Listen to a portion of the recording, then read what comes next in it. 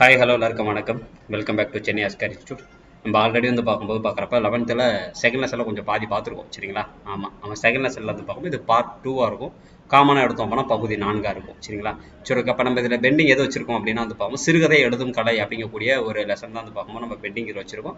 அது போக பேலன்ஸ் நம்ம எதெல்லாம் பார்க்கணும் அப்படின்னா ஒரு சில கவிதை தொகுப்பை தான் பார்க்கும்போது கதை தொகுப்புகள் தான்ப்பா கொடுத்துருக்காங்க சரியா. ரொம்ப அதிகமான இல்லை. அதை பற்றி அந்த கதையை எழுதுனது யாரு, ஆமாம், அவங்க என்னென்ன விஷயங்களை பற்றி பார்க்குறப்ப பண்ணியிருக்காங்க அப்படிங்கிறது தெரிஞ்சால் மட்டும் போதும். ரொம்ப ஈஸியாக பார்க்கும்போது இதை முடிச்சிடலாம். இது முடிச்சுட்டு நம்ம அடுத்த கிளாஸ்ல நம்ம எதை பார்க்கலாம் அப்படின்னா பார்க்கும்போது லெசன் நம்பர் 3 நம்ம பார்க்கலாம் சரிங்களா. சரி, ஓகே, வாங்க டாபிக்ல போமா. ஓகே, சரி, ஓகே. ஃபர்ஸ்ட் பாருங்க, சிறுகதை எழுதும் கலை சரியா. அதாவது நான் சிறுகதை எழுதணும் சார், ஆமாம், அப்போ அதுக்கான என்னென்ன கலைகள்லாம் இருக்குது, அதில் என்னென்ன உத்திகள்லாம் நான் கடைபிடிக்கணும் அப்படின்னு நம்ம கேட்டோம்னா சிறுகதை எழுதுறதுங்கிறது அவ்வளோ ஈஸியான வேலையா அப்படின்னு சொல்லி கேட்டோம்னா கிடையாது சரிங்களா. கொஞ்சம் ஜூம் பண்ணிக்கிறேன், தெரியாது உங்களுக்கு. ஓகே ஓகே ஓகே சிறுகதை என்பது ஒரு புத்திலக்கிய வடிவம் சரிங்களா. ஒரு மரபான இலக்கியம், ஏற்கனவே அந்த பக்கம் சமூகத்தில் உள்ள கருத்துக்களையும் நம்பிக்கைகளையும் வலியுறுத்தும் போக்கு கொண்டது அப்படின்னு சொல்லி சொல்றாங்க சரியா. ஆமா, அப்ப பார்க்கும்போது ஆரம்ப காலகட்டங்கள்லேருந்தே இது சிறுகதை எழுதக்கூடிய பழக்க வழக்கம் நம்ம தமிழர்கள்ட்ட இருந்துட்டு இருந்திருக்கு. அது போக பார்க்கும்போது அது சமூகத்தில் இருக்கக்கூடிய கருத்துக்களை பத்தியும் சரிங்களா, பிளஸ் பார்க்கும்போது அது மக்களோட நம்பிக்கைகளை பத்தி பார்க்கும் எது எடுத்து சொல்லுது அப்படின்னா எது எடுத்து சொல்லுது, சிறுகதை பார்க்கும்போது பார்க்குறப்ப எடுத்து சொல்லுது அப்படின்னு சொல்லி சொல்றாங்க சரிங்களா. ஆமா, சரி, ஓகே. இது ஃபுல்லாவே கதையா தான் இருக்கும். ரொம்ப அதிகமான டேட்டா இல்லை, நான் படிச்சு பார்த்துட்டேன் சரிங்களா. எதெல்லாம் ஹைலைட் பண்ணியிருக்கணும் அதை மட்டும் கொஞ்சம் படிச்சு பாருங்க. இதுல பாருங்க, இந்த ஓர்மை அப்படிங்கிறதுக்கு நானும் பொருள் தேடி கண்டுபிடிச்சு பார்த்தேன், கண்டுபிடிக்க முடியல. அதை அடுத்ததுல கொடுத்துருந்துருக்காங்க சரிங்களா. அதாவது எந்த நோக்கத்துடன் சரிங்களா, அதாவது எந்த நோக்கத்துடன், ஒரு நிமிஷம், ஓகே, எந்த நோக்கத்துடன் ஒரு கதை எழுதப்படுகிறதோ சரியா, அதனை நோக்கிய கதையின் அனைத்து அம்சங்களும் அமைந்திருப்பதே ஓர்மை அப்படின்னு சொல்லி சொல்றாங்க சரியா. ஆமா, அதாவது நான் ஒரு விஷயத்துக்காக பார்க்கும்போது நான் கதை எழுதுறேன் அப்படின்னா அந்த மைய கருத்தை வச்சு அந்த ஒட்டுமொத்த கதையும் நகர்ந்துச்சு அப்படின்னா அதுக்கு பேர் தான் நான் என்னன்னு சொல்றேன், ஓர்மை அப்படின்னு நான் சொல்றேன் சரிங்களா. ஆமா, அப்ப ஒரு கதையின் எல்லா கூறுகளும் அதன் முடிவில் வரும் திருப்பத்தை சிறப்பாக நிகழ்த்த உதவினால் அதுவே ஓர்மையுள்ள சிறுகதை அப்படின்னு சொல்றாங்க. நம்ம இப்ப ஓர்மை அப்படின்னா நம்ம என்ன சொன்னோம், அதாவது பார்க்கும்போது ஏதோ ஒரு கதை நம்ம எழுதுறோம் சரிங்களா. ஆமா, அதுக்குன்னு நம்ம ஒரு விஷயத்த வச்சிருப்போம் சரிங்களா. அந்த ஒரு மைய கருத்தை வச்சே நம்ம மூவ் ஆகணும் சரிங்களா. அந்த மைய கருத்தை இறுதியில எப்படி இருக்கணுமா, ஒரு சிறப்பான திருப்பத்தை கொடுத்தணுமா சரியா. ஆமா, அப்படி கொடுத்துச்சு, கிளைமேக்ஸ் பயங்கர ட்விஸ்டா இருந்துச்சு வச்சுக்கோங்களேன், அதை தான் நம்ம என்னன்னு சொல்லுவோம் அப்படின்னா ஓர்மையுள்ள சிறுகதைன்னு சொல்றாங்க சரிங்களா. அப்ப சிறுகதைக்குன்னு சொல்லிட்டு சில வடிவங்கள் இருக்கு. எத்தனை வடிவங்கள் இருக்கு அப்படின்னா பார்க்கும் சிறுகதைக்கு பார்க்கும் மொத்தம் 4 வடிவங்கள் இருக்கு. எத்தனை வடிவங்கள் இருக்கு, 4 வடிவங்கள் இருக்குன்னு சொல்றாங்க சரியா. ஆமா, அப்ப என்னென்னலாம் இருக்கு அப்படின்னு நம்ம சாரி, மொத்தம் 5 வடிவங்கள் இருக்கும். இதுல பார்க்கும்போது என்னென்ன அப்படின்னு சொல்லி கொடுத்துருக்காங்க சரிங்களா.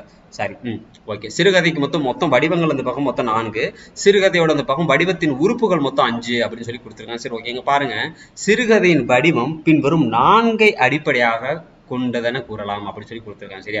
அப்ப என்னென்ன சார் அப்படின்னா, இப்போ ஒரு சிறுகதையோட போக்கு அப்படிங்கிறது எப்படி இருக்கணும் அப்படின்னா ஓர்மை கொண்டதா இருக்கணும். இப்பதான் நம்ம படிச்சோம் சரிங்களா. நம்ம அதை தேவையில்லாத எந்த ஒரு விவரமும் இதுல இருக்கணுங்கிற அவசியம் நமக்கு தேவையில்லை. நமக்கு ஒரு சிறுகதை எழுத வரேன், இதை பத்தி தான் நான் சொல்ல போறேன் அப்படின்னா நான் அதை பத்தி மட்டும் சொன்னா போதும் சரிங்களா. அத்தியாவசியமான எந்த ஒரு விஷயத்த என்ன பண்ண தேவையில்லை, சொல்லணுங்கிற அவசியம் எனக்கு தேவையில்லை அப்படின்னு சொல்லி சொல்றாங்க சரிங்களா. சரி, அடுத்து பாருங்க, அது நேராக ஒரு முடிவை நோக்கி செல்வது அப்படிங்கிறது நல்லது அப்படின்னு சொல்லி சொல்றாங்க. அதாவது நான் ஒரு கதை எழுதும் போது பாக்குறப்ப அது எண்ட் ஆஃப் அது போய் கரெக்டா பார்க்கும்போது அந்த கதையை நான் முடிவை நோக்கி எடுத்துட்டு போறது நல்லா இருக்கும்னு சொல்லி சொல்றாங்க சரிங்களா. முடிவில் உள்ள ஒரு திருப்பம் பார்க்கும்போது வாசிப்பவன் நம்ம ஊகிக்க முடியாத ஒன்றாக இருக்க வேண்டும் சரியா. அத்திருப்பத்தில் தான் சிறுகதையின் வெற்றி உள்ளது அப்படின்னு சொல்லி சொல்றாங்க சரியா. அப்ப பார்க்கும்போது எப்படி இருக்கணுமா அப்பனா எப்படி இருக்கணுமா, அதாவது ஆமா, ஒருத்தர் பார்க்கும்போது வாசிக்கிறார் அப்படின்னா அந்த வாசிக்கக்கூடிய இது பார்க்கும்போது எப்படி இருக்கணும், கடைசியா அவர் வாசிக்கும் போது அந்த கடைசி கிளைமேக்ஸ்ல பார்க்கும்போது அவர் நினைச்சு கூட பார்க்க முடியாத ஒரு ட்விஸ்டா இருந்துச்சு அப்படின்னா அந்த இடத்துலதான் சிறுகதையை அந்த கதையோட புத்தகத்தோட பார்க்கும்போது பார்க்குற வெற்றின்னு ஒன்று அமைஞ்சிருக்கு அப்படின்னு சொல்லி சொல்றாங்க சரியா. வாசகனை எந்த அளவுக்கு கற்பனை செய்ய வைக்குதோ அந்த அளவுக்கு சிறுகதை வெற்றி பெறுகிறது. ஒரு சிறந்த சிறுகதை அப்படின்னா அதன் கடைசி வரைக்கும் பிறகே வாசகரின் மனதில் மீண்டும் நல்ல அற்புதமான ஒரு சரியான கண்டெடுப்பார்களேன்.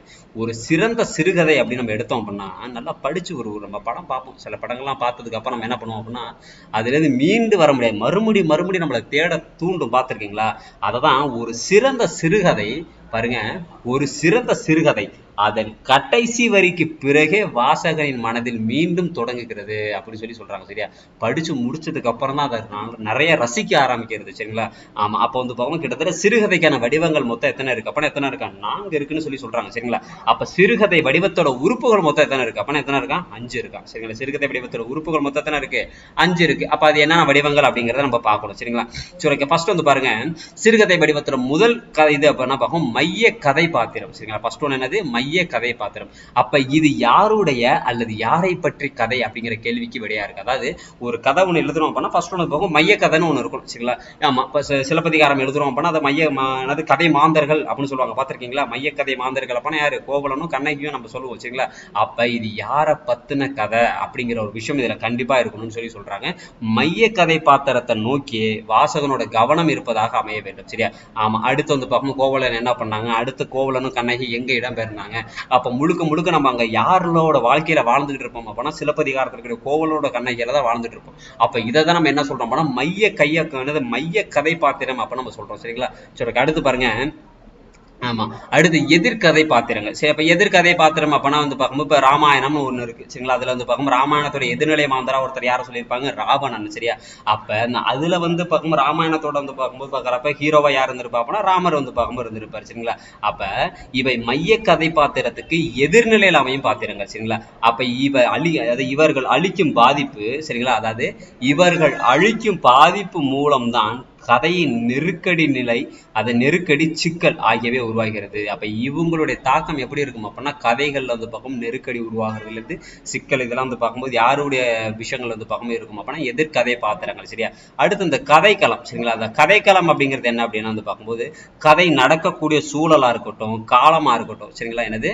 கதை நடக்கும் சூழல், காலம் ஆகியவே கதைக்களம் அப்படின்னு சொல்லலாம். சரி, அது எந்த சூழல் நடக்குது, அது எந்த காலகட்டத்தில், அப்ப இறந்த காலமா இருக்கலாம், எதிர்காலமா இருக்கலாம், இல்லைன்னா வந்து பார்க்கும்போது நிகழ்காலமா இருக்கலாம். சரிங்களா? ஆமா. இது மாதிரி எந்த காலமா வேணாலும் இருக்கலாம். இங்க கொடுத்துருக்காங்க பாருங்க. அதாவது அச்சூழல் சமகாலமா இருக்கலாம், இறந்த காலமா இருக்கலாம், இல்லைன்னா எதிர்காலமா வந்து பார்க்கும்போது இருக்கலாம். சரியா?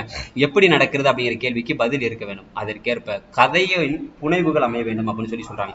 கதையோட மையக்கருவையும் கதை மாந்தர்களையும் ஒரு வாழ்க்கை சூழலில் நம்பகமாக பொறுத்து காட்ட வேண்டியது அவசியம் அப்படின்னு சொல்லி சொல்றாங்க. அப்ப கதைக்களம் அப்படின்னா ஒண்ணும் இல்லை. சரிங்களா? அதாவது கதைக்களம் அப்படிங்கிறது அந்த எந்த சூழல்ல நடக்குது, சரியா, எந்த காலகட்டத்துல நடக்குது அப்படிங்கிறதான் கதைக்களம் அப்படின்னு நம்ம சொல்றோம். சரிங்களா? ஆமா, கதைக்களம். அப்ப இது எந்த காலகட்டத்தை சேர்ந்ததா வேணாலும் இருக்கலாம் அப்படின்னு சொல்லி சொல்றாங்க. சரிங்களா? சரி, அடுத்து பாருங்க. கதை முடிச்சு. அடுத்தது கதை முடிச்சு. சரிங்களா?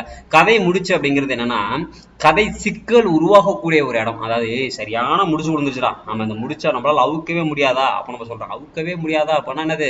பிரச்சனை வெளியே வர முடியாதா அப்படிங்கிற மாதிரி கதை முடிச்சுங்கிறது என்னன்னா கதையின், சரிங்களா, என்னது, கதையின் சிக்கல் உருவாகும் இடம் அப்படின்னு சொல்லிட்டு நம்ம எதை சொல்றோம் அப்படின்னா எதை சொல்றோம்? இந்த கதை முடிச்சதான் நம்ம சொல்றோம் அப்படின்னு சொல்லி சொல்றாங்க. சரியா? சரி, அடுத்து பாருங்க. அப்ப கதை எதை பற்றியது என்பது கதை முடிச்சோட அடிப்படை. சரியா? அப்போ ஒரு கதை முடிச்சின் அடிப்படை அப்படிங்கிறது எது அப்படின்னா அப்போ ஒரு கதை எதை பத்தி பேசுது அப்படிங்கிறது தான் என்னது? ஒரு கதை முடிச்சோட அடிப்படைன்னு சொல்லி சொல்றாங்க. சரியா? நாம அடுத்து வந்து பார்க்கும்போது திருப்பம். கதையின் சிக்கல் எவ்வாறு அவிழ்க்கப்படும் என்று வாசகன் ஊகிக்கிறானோ, சரியா, அதாவது வந்து பார்க்கும்போது பார்க்குற ஒரு பிரச்சனை ஒன்று ஹீரோ வந்து மாட்டிக்கிட்டாரு. சரிங்களா? இப்போ வந்து பார்க்கும்போது அந்த ஹீரோ வந்து என்ன பண்ண போறா அப்படின்னா வில்லனெல்லாம் அடிச்சு வெளியில இருந்து பார்க்கும்போது பார்க்குறப்ப அதை வில்லனெல்லாம் அடிச்சு வந்து பார்க்கும் அவர் தப்பிக்கணும். அதை வந்து பார்க்கும்போது அவன் நினைக்கிற மெத்தட்ல கொண்டு போயிட்டோம்னா படம் ஃபெயிலியர். சரியா? முடிஞ்சு போச்சு. ஆனா அப்ப இந்த திருப்பம் அப்படிங்கிறது எப்படி இருக்கணுமா? நம்ம நினைக்கணும். ஆமா, அவர் வந்து கார்ல தூக்கிட்டு போவார். சரியா? ஆமா, ரொம்ப அட்வான்ஸா போய் வந்து பார்க்கும்போது ஒரு மாட்டு வண்டியில தூக்கிட்டு போயிடுவார். ஆமா, இதை எதிர்பார்த்திருக்கவே கூடாது. சொல்ல புரியுதா என்ன சொல்றேன்னு? அது மாதிரி வந்து பார்க்கும்போது வித்தியாசமா வந்து பார்க்கும்போது ஒரு ட்விஸ்ட் வச்சோம்னா தான் ஒரு புதிய கோணத்தில் அதை அவிழ்ப்பது திருப்பம் அப்படின்னு சொல்லி சொல்றாங்க. ஒரு இருக்கக்கூடிய அந்த முடிச்ச வந்து பார்க்கும்போது அது ஒரு புதிய கோணத்துல திருப்பணும். சரிங்களா? அப்பனாதான் அதை நம்ம என்ன சொல்றோம்? திருப்பம் அப்படின்னு சொல்லி சொல்றாங்க. சரி, அப்ப இதெல்லாமே தான் என்னன்னா ஆமா சிறுகதை வடிவத்தோட வந்து பார்க்கும்போது பார்க்கறப்ப என்னது? ஆமா, சிறுகதை. ஆமா, சிறுகதை வடிவத்தோட உறுப்புகள் அப்படின்னு சொல்லி சொல்றாங்க. மொத்தம் வந்து பார்க்கும்போது 5 நம்ம சொன்னோம். சரிங்களா? சரி, அடுத்து பாருங்க. சிறுகதை எழுதுவதற்கான கருவிகள் என்ன சார் வேணும் அப்படின்னா மொத்தம் வந்து பார்க்கும்போது பார்க்குற ஒரு 3 இருக்கு. எத்தனை இருக்கு? 3 இருக்குன்னு சொல்லி சொல்றாங்க. சரியா? ஆமா, ஃபர்ஸ்ட் வந்து பார்க்கும்போது சித்தரிப்பு. சரிங்களா? என்னது? சித்தரிப்பு. ஆமா, அதாவது கதை நிகழும் களம், கதை நிகழும் களம், காலம், அடுத்தனது சூழல், கதை மாந்தரின் தோற்றம், குணம் ஆகியவற்றின் வாசகர் காட்சி படிமமாக தம்முள் புரிந்து கொள்ளும் வண்ணம் குறைந்த வரிகளில் பதிவு செய்தல் வந்து பார்க்கும்போது பதிவு செய்தல். இந்த சித்தரிப்புகளின் வழியாகத்தான் வாசகரின் மனதில் கதை நகர்ந்து செல்லும் அப்படின்னு சொல்லி சொல்றாங்க. சரியா? ஆமா, அதாவது ஒரு கதை நிகழக்கூடிய களமா இருக்கட்டும், சரிங்களா, இல்லைன்னா காலமா இருக்கட்டும், இல்லைன்னா சூழலா இருக்கட்டும், ஆமா, கதை மாந்தரோட தோற்றமா இருக்கட்டும், இல்ல குணமா இருக்கட்டும், சரிங்களா, இது எல்லாத்தையுமே இந்த பக்கம் புரிஞ்சுக்கிற மாதிரி இந்த பக்கம் குறைஞ்ச வரிகளை பதிவு செய்யறதா நம்ம என்ன சொல்றோம், சித்தரிப்புன்னு சொல்றோம். இதுல 2 வகையான சித்தரிப்புகள் இருக்கு. சரியா? ஒண்ணு வந்து பார்க்கும்போது புற சித்தரிப்புன்னு ஒண்ணு இருக்கு. இன்னொன்னு வந்து பார்க்கும்போது பார்க்கறப்ப என்ன கொடுத்துருக்காங்க, அகச்சித்தரிப்பு அப்படின்னு சொல்லிட்டு வந்து பார்க்கும்போது ஒண்ணு கொடுத்துருக்காங்க. சரியா? ஆமா, அதாவது வந்து பார்க்கும்போது புற சித்தரிப்பு அப்படின்னா பார்க்கும்போது பார்க்கறப்ப வெளியில இருக்கக்கூடிய விஷயங்களை நம்ம வந்து பார்க்கும்போது கொஞ்சம் சித்தரிச்சு, அதாவது மிகைப்படுத்தி சொல்ற மாதிரி இருக்கும். சரிங்களா? அதுக்கு பேர் தான் நம்ம என்ன சொல்லுவோம், அப்பனா என்ன சொல்லுவோம், புற சித்தரிப்பு அப்படின்னு சொல்லி சொல்றாங்க. சரியா? ஆமா, அகச்சித்தரிப்பு அப்படிங்கிறது உள்ளுக்குள்ள நடக்கக்கூடிய விஷயங்களை அப்படியே சொல்றதானே அது அகச்சித்தரிப்பு அப்படின்னு சொல்லி சொல்றாங்க. சரியா? சரி, ஃபர்ஸ்ட் ஒன் பார்ப்போம். நம்ம வந்து பார்ப்போம் புற சித்தரிப்பு அப்படின்னு நம்ம எடுத்துக்கிட்டோம் அப்படின்னா, ஆமா, அதுல புற சித்தரிப்பு அப்படிங்கிறது என்ன கொடுத்திருக்காங்க, புறச்சித்தரிப்பு. சரியா? ஆமா, புறச்சித்தரிப்பு. சாலை விபத்தில் மாட்டிக்கொண்ட கையில் அடிப்பட்ட ஒருவர் அதை எவ்வாறு விவரிக்கலாம். சரியா? ஒருத்தர் வந்து பார்க்கும்போது சாலையில மாட்டிக்கிட்டாரு, கையில் அடிபட்டுருச்சு. அது அவர் எப்படியெல்லாம் விவரிக்கலாம் அப்படின்னா, அவர் என்ன சொல்றாரு, காலையில் நெடுஞ்சாலையில் யாருமே இல்லப்பா, சன்னமான ஒரு மலை வந்து பார்க்கும்போது பார்க்குற சன்னமான மலை. சரியா? ஒரு பாலத்தின் திரை போல கரிய தார்பரப்பை மூடி இருந்தது. கார்களின் முன்வெளிச்சம் நீரின் அடியில் தெரிவது போல கலங்கி தெரிந்தது. சரி, ஆனால் இரு பக்கமும் பார்த்தேன், வண்டிகள் வரும் மொழி கேட்கவில்லை அப்படின்னு சொல்றதா என்ன சொல்றது அப்படின்னா பார்க்கும்போது, ஆமா, எல்லாத்தையும் பார்த்தேன்ப்பா, ஆனா வந்து பார்க்கும்போது வண்டி வரதை நான் கவனிக்கல அப்படின்னு சொல்லிட்டு வெளிப்புறத்தை சொல்றதுனால அந்த பக்கம் புறக்காட்சி வந்து பக்கம் விவரிக்கிறாங்க. சரியா? இங்க என்ன பண்றாங்க, புறக்காட்சி வந்து பார்க்கும்போது பக்கற விவரிக்கிறாங்க. அதனாலதான் இது நம்ம என்ன சொல்றோம், புறச்சித்தரிப்பு நம்ம சொல்றோம். சரியா? அடுத்து பாருங்க, அகச்சித்தரிப்பு அப்படிங்கிறது வந்து பார்க்கும்போது விபத்தின் போது அவரின் மன ஓட்டத்தை கீழ்காணும் வரிகள், அதாவது என் மனதில் காலை நேர கவலைகள், அதாவது இப்ப வந்து பார்க்கும்போது கம்ப்ளைண்ட் யாரும் இல்லைன்னா இப்ப இவரு மேலதான். சரியா? ஆமா, அதாவது கொஞ்சம் பிரச்சனைப்பா, கொஞ்சம் சரியா கவனிக்கல, ஏதோ ஒண்ணு பண்ற மாதிரி இருந்துச்சு, பார்த்தா வந்து பார்க்கும்போது நான் ஆழமா திங்க் பண்ணிட்டே வந்து பார்க்கும் கிராஸ் பண்ணும்போது இப்படி ஒரு நடந்துருச்சு அப்படிங்கும் போது அகச்சித்தரிப்பு அப்படின்னு சொல்லி சொல்றாங்க. சும்மா ஜஸ்ட் கதை தான், ஜஸ்ட் ரீட் மட்டும் பண்ணுங்க, இதெல்லாம் கொஸ்டின் வருமா அப்படின்னு சொல்லிட்டு கூட சொல்ல முடியல. ஏன்னா எதெல்லாம் கொஸ்டினா கிரியேட் பேசி கேட்கணும்னு சொல்லிட்டு அவங்களுக்கே தெரிய மாட்டேங்குது. அவங்க பாட்டு இது ஏதோ ஒன்று கேட்டுட்டு இருக்காங்க. ஆமா, அப்படிங்கும்போது பாக்குறப்ப நம்ம இதையும் படிச்சு வச்சுக்கிறது வந்து பார்க்கும், தெரிஞ்சு வச்சுக்கிறது தப்பு இல்லையே. ஆமா, சரி, ஓகே. அடுத்து பாருங்க, கதை மாந்தர் உரையாடல். சரியா? இப்ப நீ வந்து பார்க்கும்போது பாக்குறப்ப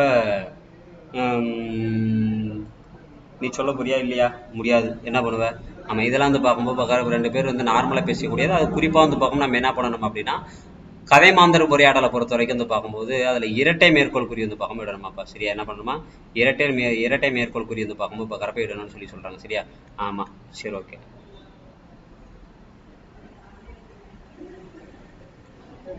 சரி, ஓகே. அடுத்து பாருங்க, இது ஃபுல்லாவே கதை தான்ப்பா, கதை மாதிரி தான் இருக்கும். ஜஸ்ட் வந்து பார்க்கும்போது ரீட் பண்ணி பாருங்க. சரி, அடுத்து குறியீடு அப்படிங்கிறது என்ன பண்ணா வந்து பார்க்கும்போது கதையோட நிகழ்ச்சி போக்கு. சரிங்களா? என்னது, கதையின், ஆமா, நிகழ்ச்சி போக்கு, கதை மாந்தரின் உள்ள உணர்வு போன்றவற்றை நேரடி சொற்களின் உரைப்பதை விட அந்த களத்தில் கிடைக்கிற குறியீடுகளை பயன்படுத்தி சொல்லுதல் வலிமையான வெளிப்பாட்டு உதவும். சரியா? அதாவது குறியீடு அப்படின்னா பார்க்கும், ஒரு பையன் வந்து பார்க்கும் கடற்கரையில் அமர்ந்திருக்கான். சரி, அவனோட விரல்கள் புரிபடாத கோடுகளை மணலில் வரைந்து கொண்டிருந்தன அப்படின்னு சொல்லி கொடுத்துருக்காங்க. அலைகளோட பேரோசை வந்து பார்க்கும் காற்று வெளியெங்கும் அப்படின்னு சொல்லி கொடுத்துருக்காங்க. அப்ப இதுல என்னதான் சார் சொல்ல வராங்க அப்படின்னு நீங்க சொல்லி கேட்டீங்கன்னா, அதை அவங்க எப்படி கொடுத்துறாங்க பாருங்களேன். அதை வந்து உண்மையா சொல்லணும் அப்படின்னா, அவன் வந்து இந்த நிகழ்வுல கதை மாந்தரோட மன போராட்டம் இருக்குல்ல, அவன் என்ன சொல்ல வரானோ வந்து பார்க்கும்போது அதுதான் இங்க வந்து பார்க்கும்போது பார்க்குற மணல்ல அவனோட விரல்கள் வரைஞ்சுக்கிட்டு இருக்கு. சரியா? ஆமா, விரல்கள் வந்து பார்க்கும்போது பார்க்குறப்ப வரைஞ்சுக்கிட்டு இருக்கு.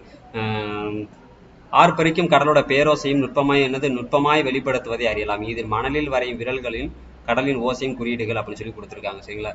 சரி, அடுத்து பார்ப்போம், கதை சொல்லுதலின் நோக்கு நிலை. சரியா? ஆமா, அதாவது கதை மாந்தர் நோக்கி சொல்லி செல்லும் முறை அப்படின்னு சொல்லி கொடுத்துருக்காங்க. அப்ப இதுல என்ன சார் அப்படின்னா, இங்க பாருங்க, இதுல வந்து பார்க்கும்போது பார்க்குறப்ப கதை மாந்தரோட பார்வையிலிருந்து அவர்களது போக்கிலும் மொழியிலும் கதையை நகர்த்தி செல்லும் முறை. சரிங்களா? அதாவது இந்த முறையில கதையில் வரும் ஒரு உறுப்பினரே நான் எனது என்ற பான்மையில் கதையை சொல்லி செல்வார். சரியா?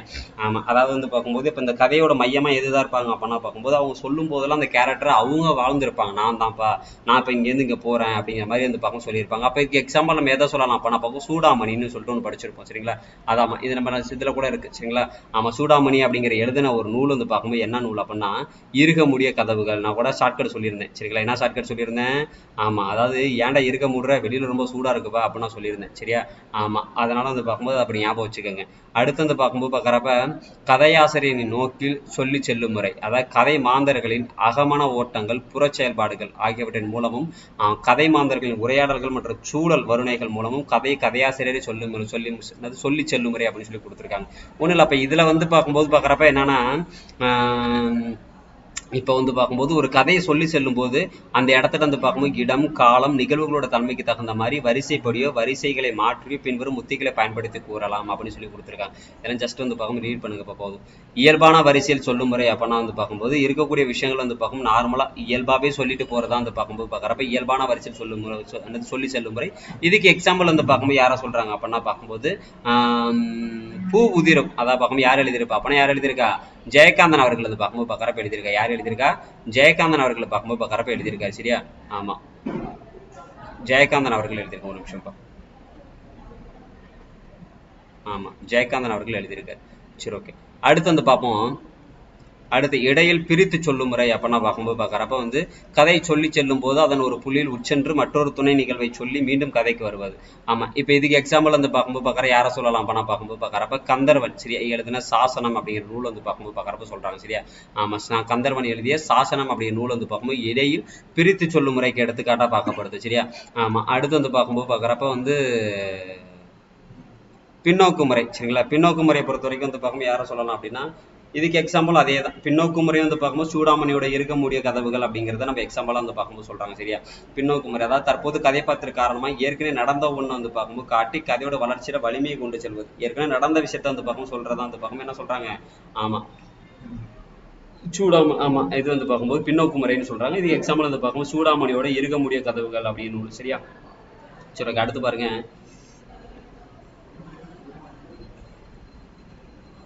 அடுத்த முன்னோக்கு முறை. முன்னோக்கு முறை அப்படின்னா பார்க்கும்போது பார்க்குறப்ப இதுக்கு எக்ஸாம்பிளா நம்ம இந்த எந்த நூலை பார்க்கலாம்னா சுந்தர ராமசாமியோட பிரசாதம் அப்படிங்கிற நூல். சரிங்களா? ஆமா சுந்தர ராமசாமியோட பிரசாதம் அப்படி நூல் வந்து பார்க்கும்போது பார்க்குறப்ப முன்னோக்கு முறைக்கு எடுத்துக்காட்டு அப்படின்னு சொல்லி கொடுக்குறாங்க. சரியா? முன்னோக்கு முறைக்கு எடுத்துக்காட்டு அப்படின்னா சுந்தர ராமசாமியோட பிரசாதம் அப்படின்னு சொல்லி சொல்லலாம். சரிங்களா? ஆமா அதுக்கப்புறம் வந்து பார்க்கும்போது சரி ஓகே ஒண்ணு இருக்குன்னு நினைக்கிறேன். ஆமா காட்சி துணுக்கு முறை. சரிங்களா? அடுத்தது பார்க்கும்போது காட்சி துணுக்கு முறை. சரிங்களா? அப்ப இந்த காட்சி துணுக்கு முறைக்கும் யார் தான் அப்படின்னா இந்த இருக்க முடிய கதவுகள் தான். சரிங்களா? யார் தான் அப்படின்னா யார் தான் அந்த இருக்க முடிய கதவுகள் தான். அப்ப இது யார் எழுதியிருப்பாங்கன்னா நமக்கு மோசமா பார்த்தாச்சு. சரிங்களா? யார் அவரு? ஆமா யாரு சூடாமணி அவர்கள் எழுதுனது பார்க்கும்போது இருக்க முடிய கதவுகள் அப்படின்னு சொல்லிட்டு. சரிங்களா? சூடாமணி வந்து பார்க்கும்போது எழுதுனா இருக்க முடிய கதவுகள். சரியா? சரி ஓகே. அடுத்து வந்து பார்க்கும்போது பார்க்குறப்ப வந்து சிறுகதையோட மொழிநடை என்னன்னா பொதுமொழியில் சொல்லும் முறை. சரிங்களா? நம்ம வட்டார மொழி பொதுமொழிலாம் காமனா புரிஞ்சுக்கிறது, வட்டார மொழிலாம் அந்தந்த மாவட்டங்களில் உள்ளவங்க புரிஞ்சுக்கிறது. அது எக்ஸாம்பிள் தான் வந்து பார்க்கும். வட்டார மொழினால யாரு கி ராஜநாராயணன் அப்படின்னு சொல்லிட்டு நம்ம படிச்சிருப்போம். சரிங்களா? யார் அவரு கி ராஜநாராயணன் அப்படிங்கிறவர் தான் பார்க்கும்போது பார்க்குறப்ப நிலைநிறுத்தல் அப்படிங்கிற இது குறிப்பா எந்த நூல்ல இருந்து எடுத்து கொடுத்துருக்காங்கன்னா நிலைநிறுத்தல் அப்படிங்கிறது எழுதுனது யார் அப்படின்னா கி ராஜநாராயணன் எழுதியிருப்பார். வட்டார மொழியில் ரொம்ப ஃபேமஸ் யார் அப்படின்னா யார் தான் கி ராஜநாராயணன் அவர்கள். சரியா? சரி ஓகே. அடுத்து பாருங்க பொது மற்றும் வட்டார மொழியில் சொல்லும் முறை. அப்ப ரெண்டுத்தையுமே கலந்து நம்ம சொல்லலாம். சரிங்களா? ஆமா இது மாதிரியான சில விஷயங்களும் இருக்கு.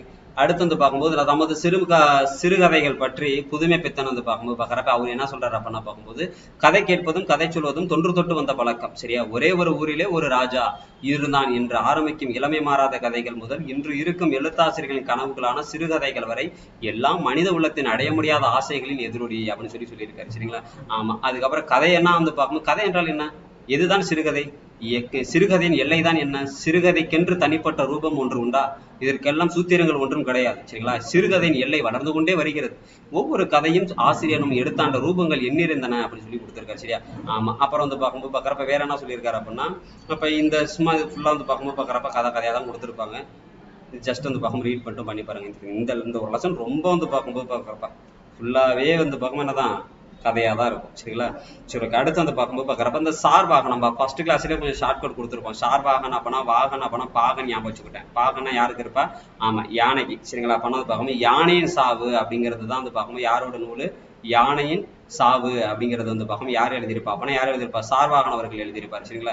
இவர் மருத்துவம் இலக்கிய ரெண்டு திறமைத்துறைகளை சாதிச்சவர். ஒரு சிறந்த எழுத்தாளராக அறியப்பட்ட பழமை கேள்விக்குள்ளாக்கும் அங்கத இடத்துக்கு சொந்தக்காரான சார்வாகனின் கதைகள் தனி தொகுப்பாக வெளிவந்துள்ளன அப்படின்னு சொல்லி கொடுத்துருக்காங்க. சரியா? யானின் சாவு யார் அப்படின்னா சார்வாகன். இங்க ஒரு பாடல் ஒன்று கொடுத்துருக்காங்க. அப்துல் ரஹ்மான் அவர்கள் எழுதின ஒரு பாடல். சரியா? அதாவது பௌர்ணமி பிறை குழந்தைகளே உங்கள் விரல்களை நாங்கள் பிடித்துக் கொள்கிறோம், எங்களை உங்கள் தேவ தேசத்திற்கு அழைத்துச் செல்லுங்கள் அப்படின்னு வந்து பார்க்கும்போது பார்க்குறப்ப குழந்தை கூட உலகத்திற்கு எங்களை கூட்டு போங்க அப்படிங்கிற மாதிரி ரொம்ப ரொம்ப அற்புதமா யார் சொல்லியிருக்கா அப்படின்னா அப்துல் ரஹ்மான் அவர்கள் சொல்லியிருக்காங்க. யார் சொல்லியிருக்காங்க? அப்துல் ரஹ்மான் வந்து பார்க்கும்போது பார்க்குறப்ப சொல்லியிருக்காரு. சரியா? சரி, அடுத்து பார்ப்போம். அப்ப பௌர்ணமி பிறை குழந்தைகளே, உங்கள் விரல்களை நாங்கள் பிடித்துக் கொள்கிறோம், எங்களை உங்கள் தேவ தேசத்திற்கு அழைத்து செல்லுங்கள் அப்படின்னு சொல்லியிருக்காங்க. சரியா? ஆமா. அடுத்து வந்து பார்க்கும்போது பார்க்குற களம் கண்டு வா மகனே அப்படின்னு சொல்லிட்டு வந்து பார்க்கும்போது பார்க்குற புறநானூற்றுல ஒரு வீரமிக்க ஒரு வரி ஒன்று கொடுத்துருக்காங்க. என்ன அப்படின்னா, அதாவது ஒரு பெண்ணோட தந்தை ஃபர்ஸ்ட் நாள் வந்து பார்க்கும்போது பார்க்குற போர்ல இறந்து போயிறாரு. சரியா? அடுத்த நாள் வந்து பார்க்கும்போது அவரோட கணவன் இறந்து போயிடுறாங்க. சரியா? அப்ப அவங்க 2 பேருமே இறந்து போனதுக்கு அப்புறம் 3ஆம் நாள் போர்ல வந்து பார்க்கும்போது பார்க்குறப்ப அந்த இடத்துல முரசொலி கேட்கும்போது அந்த இடத்துல அவனோட ஒரே ஒரு பையன், ஒரே ஒரு மகன், அதான் பார்க்கும்போது பார்க்குறப்ப அவனை வந்து பார்க்கும் பால்மனம் மாறாத அவரை வந்து பார்க்கும்போது என்ன பண்ணியிருப்பாரு அப்படின்னா போருக்கு அனுப்பின ஒரு பெண்மணியை பத்தி சொல்லியிருக்காங்க. சரியா? ஆமா. ஆனா அந்த பாடல் எழுத்துனது யார் அப்படின்னா பார்க்கும்போது ஓக்கூர் மாசாத்தியார் அப்படிங்கிற ஒரு பெண்மணி வந்து பார்க்கும்போது பார்க்குற பெண்பார் புலவர் எழுதியிருக்காங்க. அப்ப இதுல வந்து பார்க்கும்போது என்ன கொடுத்திருக்காங்க, இன்றும் செருப்பரை கேட்டு விருப்புற்று மயங்கி வேல்கை கொடுத்து வெளி துவரித்தை உடி பாருமயிர் குடுமி எண்ணெய் நீவி ஒரு மகன் அல்லது இல்லோல் செருமுகம் நோக்கி செல்க என விடுமே கெடுக சிந்தை. ஆமா. கழுதியவள் துணிவே மூதின் மகளிர் ஆதல் நகு தகுமே அப்படின்னு சொல்லிட்டு வந்து பார்க்கும் எந்த நூல் சொல்லுது? புறநானூறு தான் வந்து பார்க்கும்போது பார்க்குறப்ப இந்த நூல் சொல்லுது. சரியா? ஆமா. அந்த பையனுக்கு வந்து பார்க்கும்போது தன் மகனுக்கு ஆடை உடுத்தி அவன் தலைமுடிக்கு வந்து பார்க்கும்போது எண்ணெய் தேர்த்து வீர மொழிகளை கூறி வந்து பார்க்கும்போது வழி அனுப்புகிறார் அப்படின்னு சொல்றாங்க. சரியா? ஆமா. ரொம்ப ரொம்ப அற்புதமான ஒரு வரி. இது யார் எழுதியிருக்கா அப்படின்னா யார் எழுதியிருக்கா? ஆமா. அந்த பாடல் எழுதுனது வந்து பார்க்கும் ஓக்கூர் மாசாத்தியார் அவர்கள் பார்க்கும்போது எழுதியிருக்காங்க. யார் எழுதியிருக்கா? ஓக்கூர் மாசாத்தியார் அவர்கள் எழுதியிருக்காங்க. சரியா? சரி, அடுத்து பார்ப்போம். படைப்பு முகம் ஜெயகாந்தன். சரியா? அப்ப இந்த ஜெயகாந்தன் வந்து பார்க்கும்போது பார்க்குறப்ப இதுல வேற எதுல சார் நம்ம பார்க்கணும் அப்படின்னா இப்ப இவர் எழுதுனது வந்து பார்க்கும்போது பூ உதிரும் அப்படின்னு சொல்லிட்டு ஒரு கொடுத்திருப்பாங்க. சரியா? ஆமா. என்னது இவர் எழுதுனது? என்னது? பூ உதிரும். சரிங்களா? ஆமா. இதுதான் வந்து பார்க்கும்போது பார்க்குறப்ப இவர் எழுதின நூல். இப்ப அதுக்கான நூல் குறிப்பு தான் அங்க கொடுத்திருக்காங்க. சரிங்களா? பூ உதிரும். சரியா? ஆமா. அதாவது வந்து பார்க்கும் ஜெயகாந்தன் 20ஆம் நூற்றாண்டுல, நல்லா பாருங்க, 20ஆம் நூற்றாண்டுல ஒரு தலைச்சிறந்த தமிழ் எழுத்தாளர் இருந்திருக்கு. ஏன்னா 34 பிறந்து 15ல இறந்து போயிருக்காங்க. சரிங்களா? ஆமா. லட்சக்கணக்கான வாசகர்கள் தம் படைப்புகளை வெளியே சென்றடைந்தவர். இந்திய அரசோட மிக உயர்ந்த இலக்கிய விருது எது அப்படின்னா ஞானபீட விருது. அப்ப இதுல 2 டேட்டா வந்துருச்சா? மிக உயரிய இலக்கிய விருது அப்படின்னா பார்க்கும்போது எதை சொல்லணும்? ஞானபீட விருது. அதை இவருக்கு எந்த வருஷம் கொடுத்திருக்காங்க அப்படின்னா பார்க்கும்போது அது 2002ல பார்க்கும்போது கொடுத்திருக்காங்க. சரிங்களா? இது போக சாகித்ய அகாதமி விருதும் ஒரு வாங்கியிருக்காரு. எந்த வருஷம் வாங்கியிருக்காரு அப்படின்னா 1972ல பார்க்கும்போது வாங்கியிருக்காரு. பத்மபூஷன் விருது வாங்கியிருக்காரு. இது மாதிரி நிறைய விருதுகளை வந்து பார்க்குறப்ப பெற்ற ஒரு பார்க்கும்போது ஒரு தலைச்சிறந்த ஒரு எழுத்தாளர் தான் யார் அப்படின்னா யாரு? ஆமா. ஜெயகாந்தன் அவர்கள். சரிங்களா? ஆமா. அப்ப இது இந்த நூல் குறிப்பு அப்படிங்கிறது எதுக்காக கொடுக்கப்பட்டுச்சு அப்படின்னா பார்க்கும் பூ உதிரும் அப்படிங்கிறதுக்காக கொடுத்திருப்பாங்க. அப்ப இவர் எழுதின சில நூல்கள் வந்து பார்க்கும்போது ஒரு மனிதன் ஒரு வீடு ஒரு உலகம், சில நேரங்களில் சில மனிதர்கள், கங்கை எங்கே போகிறாள், சுந்தரகாண்டம், ஒரு நடிகை நாடகம் பார்க்கிறாள் அப்படிங்கிற எல்லாமே யார் தான் எழுதியிருக்கா அப்படின்னா யார் எழுதியிருக்கா? ஜெயகாந்தன் அவர்கள் வந்து பார்க்கும்போது பார்க்குறப்ப எழுதியிருக்காங்க. சரிங்களா? சரி, அடுத்து பார்ப்போம். ஆமா. இப்ப இவங்க வந்து பார்க்கும்போது பார்க்குற ஆர் சூடாமணி. சரிங்களா? இப்ப நம்ம தான் சொன்னோம் சூடாமணின்னு சொல்லிட்டு. சரிங்களா? அப்ப இந்த சூடாமணி எழுதுனதான் என்னது? இருக மூடிய கதவுகள் அப்படிங்கிறதோட நூறு குறிப்பா தான் இங்க கொடுத்திருக்காங்க. அப்ப இந்த இருக மூடிய கதவுகள் எழுதுனது யார் அப்படின்னா பார்க்கும்போது இந்த பெண்மணி தான். சரிங்களா? ஆமா. அப்படி இருக்க சொல்ல வந்து பார்க்கும்போது சூடாமணின்னு சொல்றாங்க. வாழ்க்கையும், அதாவது நடுத்தர மக்களோட வாழ்க்கையும் குறிப்பா பெண்களோட நிலையும் தமது எளிமையின் மொழியில் எழுதியவர். சரியா? ஆமா. நடுத்தர மிடில் கிளாஸ்ல இருக்கவங்களும் ரொம்ப வந்து பார்க்கும்போது பார்க்குறப்ப பெண்களோட நிலையை பத்தி வந்து பார்க்கும்போது எளிமையான மொழியில மக்கள் அனைவரும் புரிந்து கொள்ளக்கூடிய மொழியில எழுதினது யார் அப்பனா யார் எழுதியிருக்கா? சூடாமணி அவர்கள் எழுதியிருக்காங்க. சரியா? உளவியல் எழுத்தாளர் என்று போற்றப்படுபவர். அப்பனா பார்க்கும் உளவியல் எழுத்தாளர் ரொம்ப ரொம்ப முக்கியம்ப்பா. ஆமா. உளவியல் அதான் பார்க்கும்போது பார்க்குறப்ப சைக்காலஜிக்கலா நிறைய விஷயம் எழுதுவாங்களா? சரியா? உளவியல் எழுத்தாளர் அப்படின்னு சொல்லிட்டு வந்து பார்க்கும்போது பார்க்குற யாரை சொல்றாங்க அப்படின்னா யாரை சொல்றாங்க? சூடாமணி வந்து பார்க்கணும் சொல்றாங்க. இவர் ஆங்கிலத்திலும் வந்து பார்க்கும்போது பார்க்குற நிறைய படைப்புகளை கொடுத்ததா அவங்க வந்து பார்க்கணும் சொல்லியிருக்காங்க. சரியா? சரி, அடுத்து பார்ப்போம். சோ தர்மன். சரியா? ஆமா. அதாவது வந்து பார்க்கும்போது யாரு? அடுத்து வந்து பார்க்கும் சோ தர்மன். சரிங்களா? அப்ப இவர் எழுதினது வந்து பார்க்கும்போது பார்க்குறப்ப நசுக்கம் அப்படிங்கிறது ஒண்ணு எழுதியிருப்பாரு. என்ன எழுதியிருப்பாரு? இவர் எழுதினது வந்து பார்க்கும்போது சோ தர்மன் அவர்கள் எழுதினது நசுக்கம். சரிங்களா?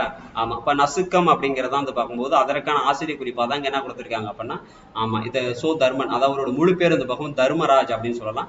கரிசல் மண்ணின் வேளாண் வாழ்வியலை எழுதின இவரது படைப்புகளில் ஒடுக்கப்பட்ட மக்களுக்கான குரல் கூறான அங்கத்துடன் வெளிப்படுகிறது. ஆல்ரெடி வந்து பார்க்கும்போது கரிசல் இலக்கியத்தோட படைப்பாளின்னு சொல்லிட்டு ஒருத்தவங்க இருக்காங்க. கரிசல் நிலத்தை நிலைநிறுத்தினது. சரியா?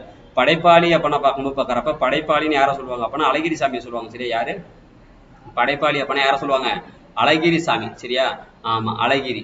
இதே வந்து பார்க்கும்போது பார்க்குறப்ப நிலைநிறுத்தினது யார் அப்படின்னா கி ராஜநாராயணன் அப்படின்னு ஒருத்தர் நிலைநிறுத்திருப்பார். அப்ப இவர் பாருங்க, கரிசல் மண்ணின் வேளாண் வாழ்வியலை எழுதும் இவரது படைப்புகளில் ஒடுக்கப்பட்ட மக்களுக்கான குரல் கூறான அங்கத்துடன் வெளிப்படுகிறது. சரியா? அப்ப இதுல வந்து நகைச்சுவை உணர்வும் இயல்பான சூழல் சித்தரிப்பும் இவரது தனித்துவம் அப்படின்னு சொல்லி கொடுத்திருக்காங்க. சரியா? ஆமா. அப்ப இவருடைய நூல்கள் முழுக்க முழுக்க நகைச்சுவையாவும் இருக்கும், மக்களோட அந்த பார்க்கும்போது பார்க்குறப்ப இயல்பான விஷயங்களை சித்தரிச்சு சொன்னதாகவும் இருக்கும் அப்படின்னு சொல்லி சொல்றாங்க. சரிங்களா? யார் அவர் அப்படின்னா பார்ப்போம் சோ தர்மன். சரிங்களா? அவரோட முழு பேர் வந்து பார்க்கும் தர்மராஜ். சும்மா தெரிஞ்ச மட்டும் வச்சுக்கோங்க, ரொம்ப டெப்தா பார்க்கணுங்கிற அவசியம் நமக்கு இல்லை, சிலபஸ்லயும் இல்லை. சரிங்களா? சரி, அடுத்து பாருங்க தாமரை செல்வி. சரிங்களா? ஆமா, அப்ப அந்த தாமரை செல்வி அப்படிங்கிறவங்க இந்த பக்கம் எழுதுனது எது அப்ப நான் பார்ப்போம் பசி. சரிங்களா? ஆமா, அப்ப இவங்க எழுதுனது வந்து பார்க்கும்போது பசி. நம்ம இது எப்படி சார் ஞாபகம் வச்சுட்டோம் அப்ப நான் பார்க்கும்போது பார்க்கறப்ப பசி வந்துச்சுன்னா நம்ம எல்லாத்தையுமே மறைச்சிரும். சரிங்களா? பசி வந்துச்சுன்னா நம்ம எல்லாத்தையுமே என்ன பண்ணிடும், மறைச்சிரும். அப்ப இவங்க எப்படின்னா போரோட அவலம், சரிங்களா, போரின் அவலம், போர் சூழல், சரிங்களா, இது எல்லாத்தையுமே யதார்த்தமா சித்தரிச்சு தனி முத்திரை பதித்தவங்க யார் அப்பனா பக்கம் யார சொல்றாங்க? ஆமா, யார் அவரு? தாமரை செல்வி அந்த பக்கம் சொல்றாங்க. இவங்க நிறைய 3 குறுநாவல் எழுதியிருக்காங்க, 6 நாவல்கள் எழுதியிருக்காங்க அப்படின்லாம் சொல்றாங்க. இவர் இலங்கை அரசோட சாகித்ய அகாதமி விருது பெற்றது யார் அப்பனா யார் பெற்றிருக்கா? ஆமா, பசி அப்படின்னு நூல் எழுதின தாமரை செல்வி அவர்கள் பெற்றிருக்காங்க. போரின் அவலம், போர் சூழல் அதை பத்தி வந்து சித்தரிச்சது யார் அப்பனா யார் சித்தரிச்சிருக்கா? அப்பனா யார் சித்தரிச்சிருக்கா? அதாவது வந்து தாமரை செல்வி அவர்கள் சித்தரிச்சிருக்காங்க. சில சாகித்ய அகாதமி அதாவது வந்து பார்க்கும்போது அன்பளிப்பு அப்படின்னா அன்பளிப்பு பார்க்கும்போது கொடுக்கும்போது ஆமா அன்பளிப்பு பண்ணோம் அப்படின்னா பார்க்கும்போது பார்க்கறப்ப நம்ம மூஞ்சி அழகா இருக்கும். சரிங்களா? நம்ம சிரிச்சுட்டே இருப்போம். சரிங்களா? அப்பனா வந்து பார்க்கும்போது பார்க்கறப்ப அன்பளிப்பு அப்படின்னா அழகிரி சாமி. சரிங்களா? அப்படிங்கிறத தான் பார்க்கும்போது பார்க்கறப்ப 7 அப்படின்னு நம்ம எழுதுவோம். சரியா? பழு அப்படின்னா பார்க்கும்போது 7வது 70ல பார்க்கும்போது கொடுத்துருப்பாங்க. சக்தி வைத்தியம் அப்படின்னா பார்க்கும்போது பார்க்கறப்ப காலைல வந்து பார்க்கும்போது பார்க்கறப்ப ஆமா டாக்டர் வந்து பார்க்கும்போது பார்க்கற எத்தனை மணிக்குள்ள வந்து பார்க்கும்போது எத்தனை மணிக்குள்ள நைட் டைம் வந்து பார்க்கும்போது பார்ப்பாங்க அப்படின்னா 7 to 9 மணிக்குள்ள தான் பார்ப்பாங்க. சரியா? 7 to 9 மணி, அதாவது 7, 8, 9 3 மணி நேரம் தான் வந்து பார்க்கணும். ஈவினிங் டைம்ல பார்ட் டைமா டாக்டர் பார்ப்பாங்க. அப்ப வைத்தியம் பார்க்கறவங்க வந்து பார்க்கணும் 7 to 9 தான் பார்ப்பாங்கன்னு சொல்லி ஞாபகம் வச்சுக்கோங்க. சரியா? சக்தி யாருக்கிட்ட இருந்து கிடைச்சிருக்கு அப்ப நான் பார்க்கணும் யார்கிட்ட இருந்து? ராமன்ட்ட இருந்து கிடைச்சிருக்கு அப்படிங்கிற மாதிரி ஞாபகம் வச்சுக்கலாம். அப்ப சக்தி வைத்தியம் ஜானகிராமன் உங்களுக்கு ஆல்ரெடி தெரியும். அது வைத்தியம் எத்தனை டைம்ல பார்ப்பாங்க அப்படின்னா நைட்டு 7 மணில இருந்து 9 மணி வரைக்கும் பார்ப்பாங்க. முதலில் இரவு வரும் அப்படின்னா பார்க்கணும். இரவுக்கு அப்புறம் அடுத்த என்ன தான் வரும்? சூரியன். ஆதவன் தான் வரும். ஆதவன்னா சூரியன் அர்த்தம். சரியா? அப்ப ஆதவனும் சூரியன் இரவும் எத்தனை நாள் வரும் அப்பனா வாரத்துல இருந்து பார்க்கும்போது பார்க்கறப்ப 7 நாளுமே வரும். சரியா? அப்ப 7 ஆமா, அதுக்கு அடுத்து 8, 9. சரிங்களா? 7, 8, 9ன்னு எழுதிக்கணும். சரியா? அப்பாவோட சிநேகிதர், அப்பாவின் சிநேகிதர் அசோகமித்ரன் ஆன்னு வந்துருச்சா? அப்ப இந்த வருஷத்துல என்ன முடியணும் அப்பனா அப்படிங்கறதுல முடியணும். சரியா? மின்சார பூ அப்பனா மேலாண்மை பொண்ணுச்சாமி. அதாவது மின்சாரம் என்ன பண்ணும் அப்பனா பொண்ணு மாதிரி மின்னும். பாத்தீங்களா? ஷாக் அடிக்கும் போது பாக்குறப்ப மின்னு நமக்கு கண்ணெல்லாம் கூசும். சரிங்களா? ஆமா, ஆனா இந்த மின்சார பூ அப்பனா ஈபின்னு சொல்லி ஞாபகம் வச்சுக்கோங்க. அதான் பக்கம் மின்சார பூ மேலாண்மை பொண்ணுசாமி. ஆமா, இவர் இந்த பக்கம் மேலாண்மை செய்யக்கூடியவரா இருக்காரு ஈபில. ஆனா அந்த பக்கம் அது கண்டிப்பா நம்ம என்ன வாங்கியிருக்கணும் அப்பனா லைசன்ஸ் கண்டிப்பா வாங்கியிருக்கணும். சரியா? சூரிய பூ சூட இருக்க, அதாவது வந்து பார்க்கும்போது பார்க்கறப்ப என்னது? சூரியர் பூ சூட இருக்க. சரியா? அப்ப அது சூரிய பூ அப்பனா பார்க்கும் பூ வந்து பார்க்கும்போது ஒரு மலம் 10 ரூபா அப்படிங்கிற மாதிரி ஞாபகம் வச்சுக்கோங்க. சரியா? முன்னாடி இருந்துச்சு, ஆனா இப்போதைக்கு 20 ரூபா. சரியா? அப்ப பார்க்கும் 10, 20 ரூபா. சரியா? அப்ப 20, 10ன்னு சொல்லி ஞாபகம் வச்சுக்கலாம். ஆனா அந்த பூவோட மனம் எப்படி இருக்கணும் அப்பனா நம்ம நாஞ்சி வரைக்கும் ஏறணும் போயிட்டு. சரிங்களா? நாஞ்சில ஏறிக்குச்சுன்னு சொல்லுவாங்கல்ல.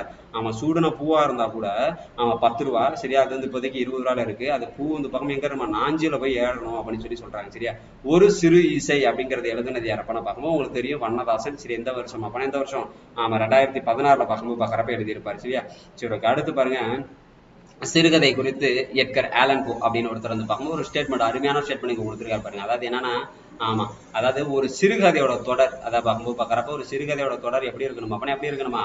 ஆமா, அதாவது ஒரு சிறுகதை தொடர் படிப்பவர் கவனத்தை இழுத்து பிடிக்கவில்லையாயின் அக்கதை பயனற்றது. சரியா? படிக்கிறவனோட கவனத்தை இழுத்து பிடிச்சுக்கணும். சரியா? பயனற்ற ஒரு சொல் கூட கதையில் இடம்பெறுதல் கூடாது. அப்படி இடம்பெறாம இருந்துச்சு அப்படின்னா தான் நம்ம என்னன்னு சொல்லுவோம், அதை நான் சிறுகதையிலே நான் சொல்லுவேன் அப்படின்னு சொல்லிட்டு யார் சொல்றா அப்பனா யார் சொல்றா? எட்கர் ஆலன் போ அப்படின்னு ஒருத்தர் பார்க்கும்போது பார்க்கறப்ப சொல்றாரு. சரியா? சரி, அடுத்து பார்ப்போம். படைப்பு முகத்துல வந்து பார்க்கும் ரொம்ப ரொம்ப ஃபேமஸ் ஆனது யார் அப்பனா பார்க்கும்போது சத்யஜித் ரே. சரியா? யாரு? சத்யஜித் ரே அப்படிங்கிற பார்க்கும்போது பார்க்குற ரொம்ப ரொம்ப ஃபேமஸான ஒரு ஆத்தர். அதாவது பார்க்கும் ஆத்தர் அப்படிங்கிறது காட்டிலும் சினிமா துறையில ரொம்ப ரொம்ப ஃபேமஸான ஒருத்தர். சரிங்களா? அவர் எழுதுனது வந்து பார்க்கும்போது பார்க்கறப்ப அஷமஞ்சா பாபுவி நாய் அப்படிங்கிற நூல் வந்து பக்கம் எழுதியிருப்பாரு. அதனுடைய நூற்குறிப்பு அதை இங்க கொடுத்துருக்காங்க. சரியா? என்ன நூல் எழுதியிருப்பாரு? அஷமஞ்சா என்னது?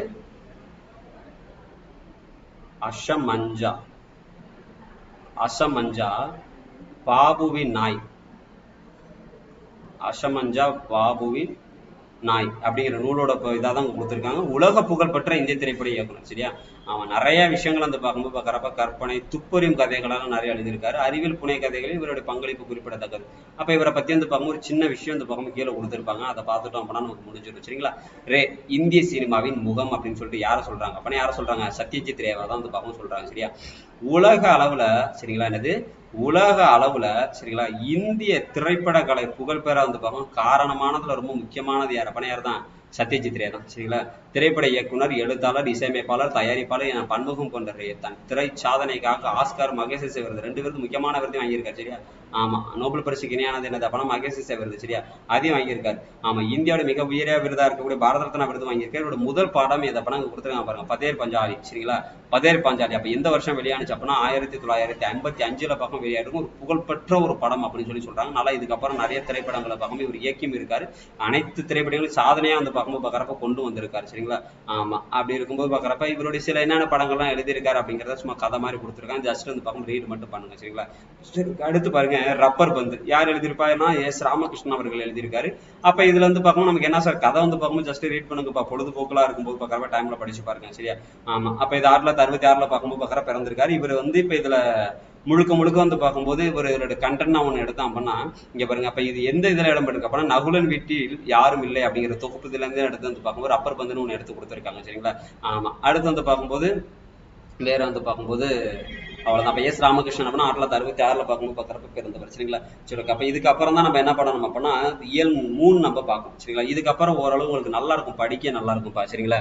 ஆமா, ஏன்னா நம்ம படிச்ச விஷயங்கள் நிறைய இதுல ரிப்பீட் ஆகும் ஓகேவா.